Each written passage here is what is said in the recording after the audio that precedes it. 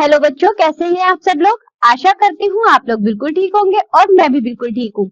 मैं हूँ आपकी हिंदी व्याकरण की अध्यापिका। मेरा नाम है सोनम खान। आज पढ़ेंगे हम पाठ नंबर 21 जिसका नाम है विराम चिन्ह यानी पंक्चुएशन मार्क्स। तो आइए बच्चों पढ़ना शुरू करते हैं।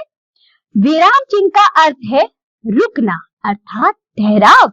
भाषा के लिखित रूप में विशेष स्थानों पर रुकने का संकेत करने वाले चिन्ह को विराम चिन्ह कहते हैं। जैसे नीचे लिखे वाक्यों को ध्यान से पढ़िए।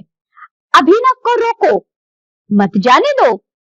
अभिनव को रोको मत जाने दो। तो बच्चों आपने देखा किस तरह विराम चिन्ह का अलग अलग प्रयोग करने से पूरा अर्थ परिवर्तित हो गया। उपर्युक्त वाक्यों में आपने देखा कि एक अल्प विराम के उचित उपयोग न होने के कारण वाक्य अलग अलग अर्थ दे रहे हैं। हिंदी भाषा में प्रयुक्त विराम चिन्ह जरा देखिए। पूर्ण विराम, प्रश्नवाचक चिन्ह, विस्मय सूचक चिन्ह, अर्ध विराम, अल्प विराम, विवरण चिन्ह, योजक चिन्ह, निर्देशक चिन्ह, उद्धरण चिन्ह, कोष्ठक चिन्ह। बच्चों आपने देखा जो हमने ये विराम चिन्ह पढ़े हैं इनके कुछ चिन्ह होते हैं। आइए आओ विराम चिन्ह के कुछ अन्य उदाहरण देखें। जैसे पूर्ण विराम, यह चिन्ह वाक्यों के अंत में लगता है। जैसे सभी सैनिक मिलकर आक्रमण करते हैं, पूर्ण विराम लगा। मैं कक्षा 8 की छात्रा हूँ, पूर्ण विराम लगा। प्रश्नवाचक चिन्ह, यह चिन्ह प्रश्न वाले वाक्यों के अंत में लगाया जाता है। जैसे कौन था वह व्यक्ति, प्रश्नवाचक चिन्ह। आप किसका घर पूछ रहे हैं, प्रश्नवाचक चिन्ह। विस्मय सूचक चिन्ह, यह चिन्ह घृणा, विस्मय, शोक, हर्ष या आश्चर्य के भाव को प्रकट करने के लिए या किसी को संबोधित करने के लिए लगाया जाता है। जैसे वाह आज तो पापा मिठाई लाए, अरे तुम कहाँ जा रहे हो। अर्धविराम, यह चिन्ह एक से अधिक समानाधिकरण उपवाक्यों के बीच तथा एक ही वाक्य में दो भिन्न बातों को अलग करने के लिए लगाए जाते हैं। जैसे विद्या धन अनमोल है, खर्च करने से बढ़ता है। माताजी आ गई हैं, अर्धविराम चिन्ह, पिताजी न जाने कब आएंगे।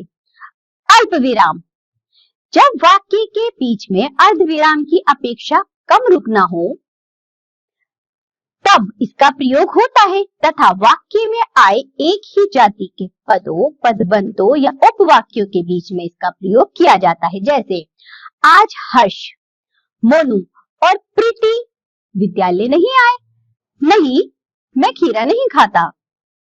विवरण चिन्ह, यह चिन्ह किसी विषय के विवरण या व्यापक जानकारी से पूर्व यानी के पहले लगाया जाता है। जैसे लिंग के दो भेद होते हैं, स्त्रीलिंग और पुल्लिंग।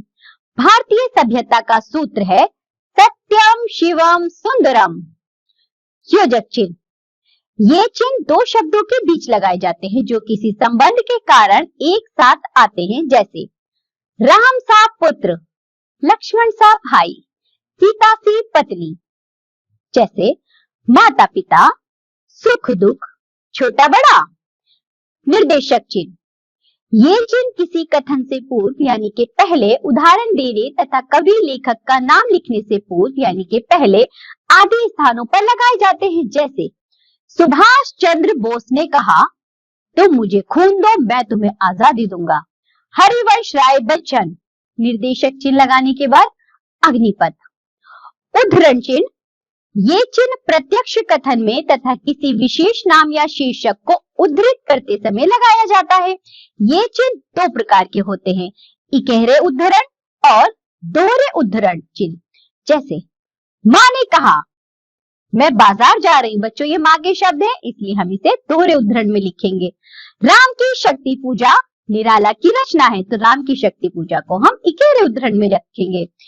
कोष्ठक, ये चिन्ह क्रम सूचक अंकों या अक्षरों के साथ तथा वाक्य के बीच में किसी शब्द का अर्थ या भाव देने हेतु लगाया जाता है। जैसे सिद्धार्थ यानी गौतम बुद्ध, सिद्धार्थ की पत्नी यशोधरा थी, गौतम बुद्ध को हमने कोष्ठक में रखा। दूसरा उदाहरण देखिए, मेरे विद्यालय का नाम, जो भी मेरे विद्यालय का नाम है, जैसे राजकीय माध्यमिक विद्यालय है तो राजकीय माध्यमिक विद्यालय को हमने कोष्ठक में रखा। बच्चों ये पाठ होता है इसके साथ यहाँ समाप्त। आज हमने पढ़े हैं विराम चिन्ह। हमने देखा विराम चिन्हों का किस तरह प्रयोग किया जाता है, क्या क्या इसके चिन्ह होते हैं, किस तरह भाषा में इसका गलत प्रयोग करने से अर्थ का अनर्थ भी हो सकता है। और बच्चों, आज हमने जो भी पढ़ा है आप लोग इसका अच्छे से अभ्यास करेंगे। अब हम मिलेंगे आपसे अगली कक्षा में, तब तक के लिए बाय बच्चों।